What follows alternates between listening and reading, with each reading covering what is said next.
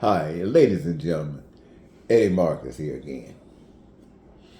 Well,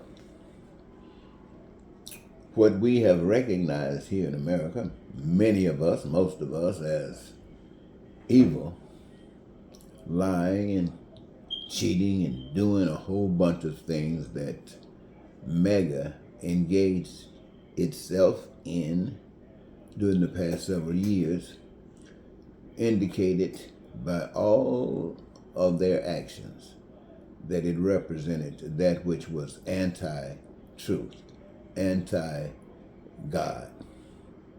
And be that as it may, it was accepted and chosen by the people of the United States of America for its representation. What it really is a representation for white supremacy. That's what it's all about. It's what America has always been about.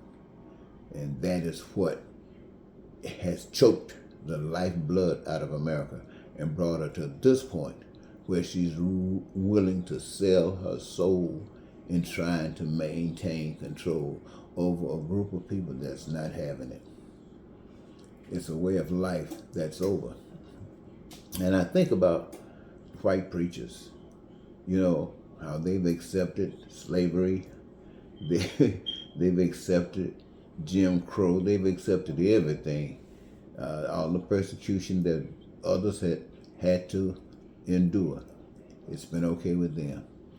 And the politicians as well. And yes, there have been times when people stood up and fought back where we seem to have gotten a little action here, a little action there, only to have it reciprocated back to where we have no benefit of it. And so I say that the spirit that is within me as spokesman and advocate of basic human rights for all people encourages me to give voice to justify the action that will be required of me in my existence in this type of environment. It is not to tell you to do this, because I have learned that every individual, let me say this again, every individual must be guided by the invisible spirit that we call God. Every individual. Not to be guided by what I say, even though what I say sometimes makes sense, and you can make a determination as if you would like to engage with that. But what your motivation in life is being led, you're being guided by that spirit, that Holy Spirit. And it will teach you, I'm telling you the difference between, because there is the same kind of spirit. We just got through going through somebody tell you the truth, then somebody say we're going to tell you about an alternative truth. And those alternative truths be lies, but they keep on telling you anyway. So when you start talking about what's righteous and unrighteous, here's how you can judge that. When it comes to righteousness, it causes no pain or suffering in its application.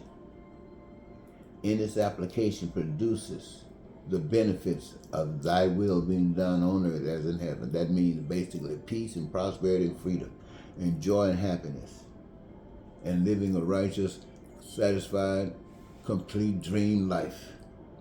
That's what it means. No pain, no suffering, because you're doing the right things. And those right things includes engaged in the process of the life that you're living by choosing a way to participate through a creative process that allows you to choose a job or a career that gives you your greatest joy. And engaged having your joy. And it, my friend, is interconnected with that of others all over. And what it does is causes a manifestation of those goods and services that you, the people, have determined are essential for your survival. That's the divine part of it. That's the divine heavenly part of it. And the alternative truths that causes pain and suffering, that causes hatred and racism, that alternative truth that causes bigotry, that alternative truth that says some are better than others, that alternative truth that says it's necessary so you'd be willing to die, to really kill, to cause a war, that alternative truth. Well, now, for the other, it calls that evil because of the pain and suffering that it indulges everybody in the process of. So, when I come, I'm just sharing with you now, as I have today, both versions and both visions. I'm just sharing it. Something, like a movie, a book, or something that you just heard. It might influence you to do act a certain way. It might not. My purpose is to share it with you as I walk the talk. As I walk the talk. And what do I mean by that?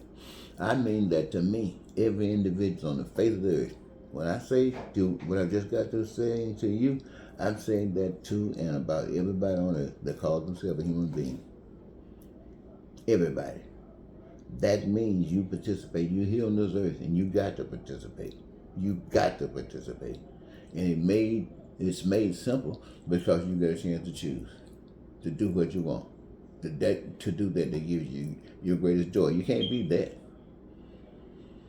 And that allows you to let that spirit that created this earth that you can't see, that spirit that made all the resources visible so that you can use them, that made you how to accept all of you, the resources, common, good, and you just like God, creating everything. That's why God doesn't need you to kill.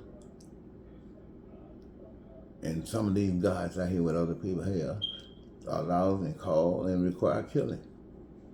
But the God of love does not require killing. The God of love has an answer for those that kill. But those that kill are like in a cult.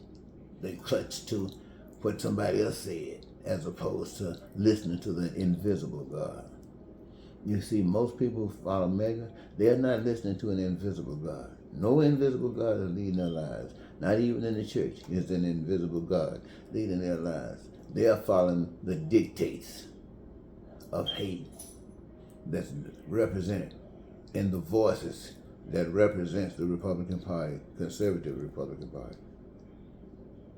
They're not listening to God. And so all this hell break loose. All this hell is anticipated.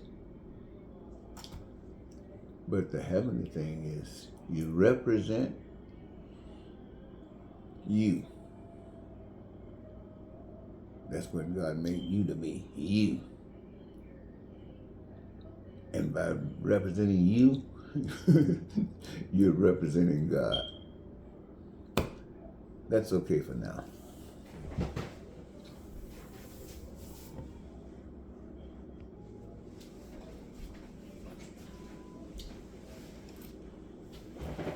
The truth is, I hear people talking about standing up, resisting. And my friend, resistance is number one. It is the evidence that you are not going that way. And so they're calling people to resist this totalitarian type of system that perhaps is coming at us. And so as they speak to you about the conditions of it and ways to resist, then these are choices that you have to make. These are choices that we have to make. Sad we got to this point where we have to make these choices. I would submit that the way to be protective of this is to make sure that we're always doing the right thing. And the right thing is, as I've described before, is that we are engaging ourselves for the benefit of everybody. And then we are resisting for the benefit of everyone. And we're calling everyone, perhaps if you want to engage yourself, and it is required that you do engage yourself, because if you don't, then you're actually pulling against that which supposedly works for you. And that's, well, the reality of life, especially here in America today. The people are working against that which works for them, but at the same time, there are those who are not taking it. And their message is to everybody else to not take it and get yourselves associated with others. Because when the moment requires it for you to stand up boldly, want you to stand up boldly, speaking with one voice, and as powerful as one voice can be, and resist. And that's good. This is the right thing to do. So pay some attention, ladies and gentlemen. I thought I'd just share that with you before I go. And now I will go. Until next time, Eddie Marcus saying goodbye for now.